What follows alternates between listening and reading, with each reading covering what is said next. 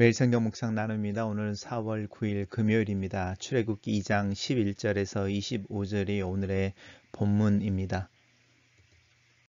본문을 읽습니다. 모세가 장성한 후에 한 번은 자기 형제들에게 나가서 그들이 고되게 노동하는 것을 보더니 어떤 애굽 사람이 한 히브리 사람 곧 자기 형제를 치는 것을 본지라. 좌우를 살펴 사람이 없음을 보고 그 애굽 사람을 쳐 죽여 모래 속에 감추니라. 이튿날 다시 나가니 두 히브리 사람이 서로 싸우는지라. 그 잘못한 사람에게 이르되 내가 어찌하여 동포를 치느냐 하매 그가 이르되 누가 너를 우리를 다스리는 자와 재판관으로 삼았느냐.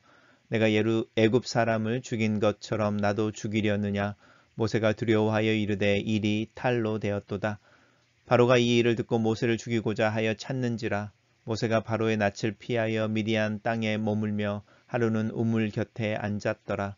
미디안 제사장에게 7딸이 있었더니 그들이 와서 물을 길어 구유에 채우고 그들의 아버지의 양떼에게도 먹이려 하는데 목자들이 와서 그들을 쫓는지라. 모세가 일어나서 그들을 도와 그 양떼에게 먹이니라. 그들이 그들의 아버지 루엘에게 이를 때에 아버지가 이르되 너희가 오늘은 어찌하여 이같이 속히 돌아오느냐. 그들이 이르되 한 애굽 사람이 우리를 목자들의 손에서 건져내고 우리를 위하여 물을 길어 양떼에게 먹였나이다.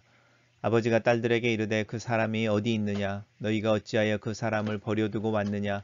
그를 청하여 음식을 대접하라 하였더니 모세가 그와 동거하기를 기뻐하며 그가 그의 딸 십보라를 모세에게 주었더니 그가 아들을 낳음에 모세가 그의 이름을 게르솜이라 하여 이르되 내가 타국에서 나그네가 되었음이라 하였더라.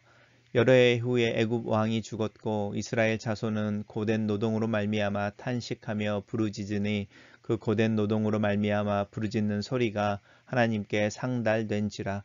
하나님께서 그들의 고통 소리를 들으시고 하나님이 아브라함과 이삭과 야곱에게 세운 그의 언약을 기억하사 하나님이 이스라엘 자손을 돌보셨고 하나님이 그들을 기억하셨더라. 오늘의 본문은 4개의 단락으로 나눠져 있습니다. 단락별로 살펴보겠습니다. 첫 번째 단락은 모세가 장성한 후에라고 말합니다. 어제 봤던 본문의 맨 마지막 부분에서 모세의 어머니가 모세의 유모가 되어져서 모세가 바로의 딸의 궁전에 들어갈 때까지 들어가기에 넉넉한 나이가 될 때까지 모세의 집에서 그 어머니의 집에서 키웠던 것을 우리가 알고 있습니다. 모세가 이제 바로의 딸의 양자가 되어져서 공주의 양자가 되어져서 바로의 딸의 궁전에 살면서도 자기가 누구인지 또 자기가 어떤 민족인지를 정확하게 알고 있는 그 정체성에 대한 이야기가 오늘 본문의 이야기입니다. 그래서 어느 날인 거죠. 한 번은 어느 날 자기 형제들에게 나아갔다라고 말하는데 모세의 어떤 육적인 친형제들이 아니고 이 히브리 사람들을 말하는 거죠. 왜냐하면 그 다음에도 한 히브리 사람이 곧 자기 형제를 친다 이렇게 말하면서 특정한 자기의 어떤 혈육을 이야기할 때에 친형 하면 친동생을 이야기하는 것이 아니고 동족을 이야기하고 있습니다. 그들이 노역하는 거죠. 고대에게 노동하는 것, 노역하는 것을 보더니 어떤 사람이 애굽 사람 자기 형제를 치는 것을 보았다라고 하는 거니까 노동하는 현장에서 이 애굽 사람이 감독관이었을 가능성이 있습니다. 좌우를 살펴서 사람이 없음을 보고 그 애굽 사람을 쳐 죽여서 모래 속에 감췄다 이렇게 말하고 그래서 이제 모세가 어떤 일을 행했는지 그리고 그 다음 날이 됐을 때 다시 나가서 히브리 사람들이 둘이 서로 싸우는데 그 싸우는 것을 중재하고 있는 모습을 볼 수 있습니다. 그때에 잘못한 사람이 모세에게 이르기를 네가 나도 어제 네가 죽였던 애굽 사람처럼 죽이려고 하느냐. 누가 너를 우리를 다스리는 재판관으로 다스리는 자로 삼았느냐 이렇게 질문을 던집니다. 이것은 이제 모세가 했던 행동에 대해서 이야기하는 비난일 수도 있지만 어쩌면 우리를 다스리는 자 재판관이라고 하는 것은 모세가 바로의 딸의 궁전에서 살면서 왜 자신이 그렇게 사는지에 대한 이유를 물을 때에 그의 마음속에 갖게 되었던 젊은 날의 꿈일 수도 있습니다. 나와 함께 있는 나의 혈육을 위해서 그들을 돕고 또 그들을 인도하는 어떤 영향력이 있는 삶을 살겠다라는 게 모세의 마음속에 있을 수 있습니다. 하지만 사람을 죽인 것, 특별히 애굽 사람을 죽인 것이 드러나게 되고 그것을 두려워하여 탈로 난 것 때문에 두려워하였다라고 본문이 끝나고 있습니다. 단락을 요약해 보겠습니다. 전이 단락을 모세는 장성한 후 자신의 민족이 노역하는 것을 보고 동족을 괴롭히는 한 애굽 사람을 죽여 모래 속에 감춘다. 다음 날 싸우는 두 히브리 사람을 중재하다가 자신의 살인이 드러난 것을 알게 된다. 이렇게 요약했습니다. 두 번째 단락은 바로가 이 일을 들었다라고 말합니다. 모세가 히브리 사람도 아니고 애굽 사람을 죽였다는 것이죠. 모세가 히브리 사람인 것을 알고 있는 바로, 또 특별히 자신이 태어나는 모든 히브리인 남자아이들을 죽이라고 명령을 내렸음에도 불구하고 자기 딸이 그 명령을 거슬려서 남자아이를 이렇게 살려놨을 뿐만 아니라 양자로 삼았다는 게 정말로 못마땅했던 바로지요. 그래서 이제 이것을 핑계로 삼아서 모세를 죽일 구실을 찾은 겁니다. 그럴 때 모세가 이 바로의 얼굴을 피해서 미디안 땅으로 도망쳐 있는 것에 대한 이야기입니다. 그러던 어느 날에 미디안 제사장의 7딸이 있었는데 그들이 와서 물을 길러서 구유에 채우고 양떼들에게 먹이려고 하는데 다른 목자들이죠. 이 목자들이 와서 이제 여자인 거니까요. 연약한이라는 표현을 좀 쓰면 그렇지만 이제 여자들이어서 자기네 양떼를 먼저 물 먹이기 위해서 쫓아내는 부분들을 볼 수 있는데, 그때의 모세가 일어나서 이 7딸들을 도와서 양떼에 물을 먹이게 하는 부분을 볼 수 있습니다. 단락을 요약해 보겠습니다. 전이 단락을 바로는 모세의 일을 듣고 모세를 죽이려 찾고 모세는 바로를 피하여 미디안 광야로 피하던 중에 미디안 제사장의 딸들을 돕는다. 이렇게 요약했습니다. 세 번째 단락은 어쩌면 이 루엘이라고 하는 제사장의 7딸들이 이제 양떼를 물을 먹이려고 갔을 때마다 이렇게 순서에서 밀리는 게 어쩌면 첫날이 아니었을 수도 있겠습니다. 왜냐하면 모세가 그들을 도와준 덕분에 일들이 빨리 끝나서 이 딸들이 아버지의 집으로 빨리 돌아가는, 일을 다 마치고 빨리 돌아가는 것이 세 번째 본문에서 나타나고 있습니다. 그것이 너무 이제 신기하고 또 이상하게 여긴 아버지가 딸들에게 물어보는 거죠. 오늘 왜 이렇게 빨리 돌아오느냐. 그랬을 때에 우리를 목자들의 손에서 건져내고 우리를 위하여 물을 길어 양떼 애들에게 먹였다라고 모세가 해준 일을 설명합니다. 그때 이 아버지가 그 사람을 왜 그만 내버려 두고 왔느냐, 은혜에 보답하는 것에 대한 이야기를 하는 거죠. 그를 청하여 음식을 대접하라. 이 그를 청하여 음식을 대접하라라고 하는 부분이 고대에서 호의를 표현하는 최고의 표현이었습니다. 그래서 모세가 초대되어지고 또 모세가 그와 함께 있는 것, 이 루엘과 함께 있는 것을 기뻐한다라고 말하는 것은 이제 거할 곳이 없는 것이니까요. 그러니까 모세가 이제 거할 것을 찾고 있고 또 이 루엘의 집에 거하는 것에 대해서 흡족해하고, 그랬을 때에 이 루엘이 십보라라는 딸을 주는 아내로 모세에게 내어주는 것, 그리고 그 사이에서 아들이 태어났는데 그 아들의 이름을 내가 타국에서 나그네가 되었다라는 의미에서 게르솜이라고 짓고 있습니다. 단락을 요약해 보겠습니다.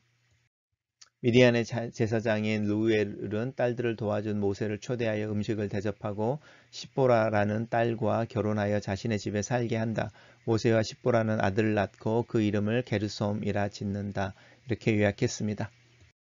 그렇게 시간이 흘렀습니다. 정확하게 몇 년이 흘렀는지는 표현되어지지 않는데 여러 해가 흐른 중에 모세를 죽이려고 했던 애굽 왕이 죽고, 그래서 이제 새로운 세상이 열린 것이 아니라 이스라엘 자손들은 더 심한 노동으로 말미암아 탄식하게 되어지고, 그 고된 노동으로 말미암아 이제 하나님께 부르짖기 시작했다. 그리고 하나님께서 그 고통의 소리를 들으시고 아브라함과 이삭과 야곱에 세운 약속을 기억하셔서 이스라엘 자손들을 돌보고 그들을 기억하셨다. 이렇게 이제 본문이 요약하고 있습니다. 이 이스라엘 자손들을 돌보고 그들을 기억하셨다라고 하는 것이 이제 언약의 문제인데, 이제 이 언약을 구체적으로 실행하기 위해 하나님이 일하신다, 이런 의미를 담고 있습니다. 단락을 요약해 보겠습니다. 여러 해 후에 애굽 왕이 죽고 이스라엘의 자손은 노역의 고통으로 말미암아 하나님께 부르짖는다. 하나님께서 그들의 고통 소리를 듣고 약속을 기억하신다. 이렇게 요약했습니다. 첫 번째 묵상 포인트입니다. 모세는 어쩌면 히브리인임에도 불구하고 바로의 딸의 양자가 된 것을 특별한 은혜, 기회로 이해하고 있었는지도 모른다. 자신이 누구인지에 대한 분명한 정체성을 가지고 있던 모세는 바로의 딸, 공주의 아들이란 명예와 부에 눈이 멀어 있지 않다. 그의 시선은 자신의 동족들을 향해 있다. 그의 마음은 자신과 같은 사람들의 고통의 신음소리를 듣고 있었다. 정의로움과 젊음의 혈기의 차이는 무엇일까? 나도 한때 대학 시절에 시대의 흐름에 편승하여 민주주의를 외치던 시절이 있었다. 그리고 지금도 그때의 마음과 감정을 가지고 산다. 하지만 그때와는 다른, 나는 조금 다른 방식으로 그 시절에 외치던 가치를 살아내어야 한다는 부담감을 갖는다. 정의와 공의라는 그리스도인의 두 삶의 윤리적 기준을 어떻게 살아낼 수 있는가에 대한 고민도 비슷하다.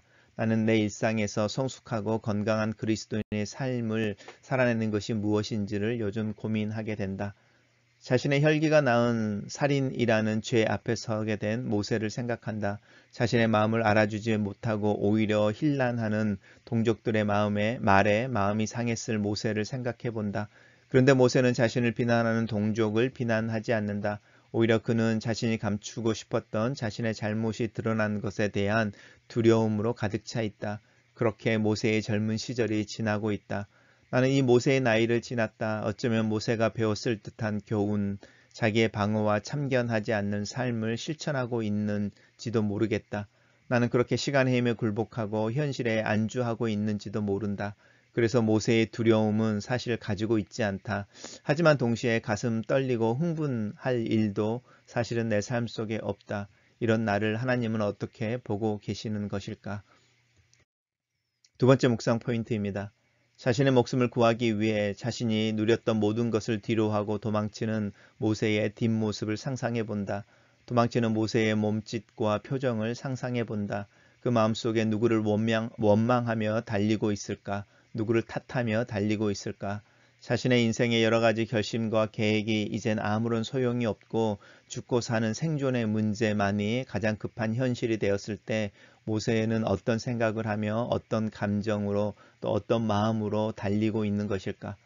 미디안 땅에 머물며 우물 곁에 앉아있는 모세의 모습에서 상심과 한숨을 본다.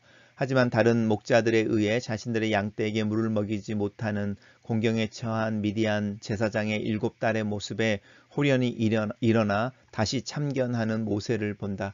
모세의 오지랖이 여전히 살아있다. 사실 그 마음 때문에 미디안 광야로 도망쳐 와야 했지만 여전히 그 마음을 간직하고 있고 그 마음을 따라 행동하는 모세를 본다.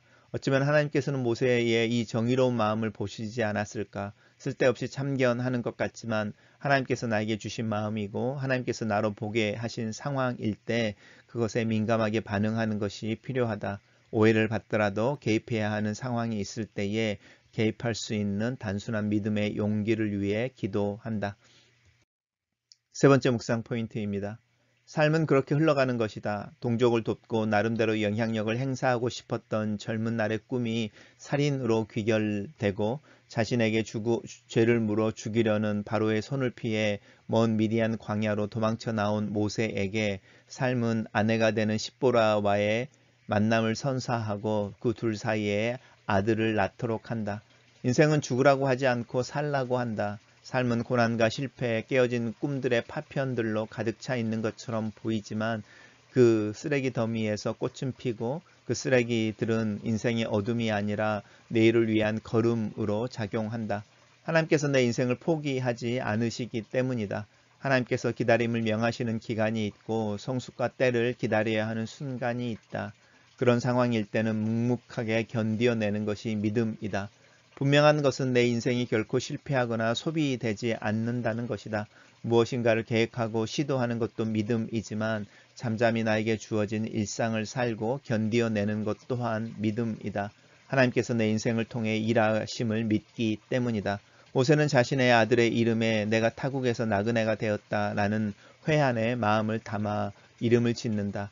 그래도 비록 타국에서 나그네가 되었어도 모세의 삶은 그렇게 사라지고 살아내고 있다. 마지막 묵상 포인트입니다. 왜 꼭 어떤 순간을 지나고 어떤 레벨을 넘어야만 하나님을 기억하고 하나님께 기도하게 되는 것일까? 견디다 못해 하나님을 찾고 시도하다 그 좌절의 끝에서 하나님을 찾는 것일까? 믿음이라는 것이 참 아이러니하다. 하나님을 믿는다고 말하면서 정작 그 믿는 하나님은 항상 나의 최후의 선택이 된다. 하지만 하나님은 그 모든 순간 시간의 흐름 속에서 나를 보고 계신다. 언약을 기억하신다. 고통의 소리를 들으신다. 자신의 백성들을 돌보신다. 어미가 자신의 아이를 잊지 않는 것처럼 기억하신다.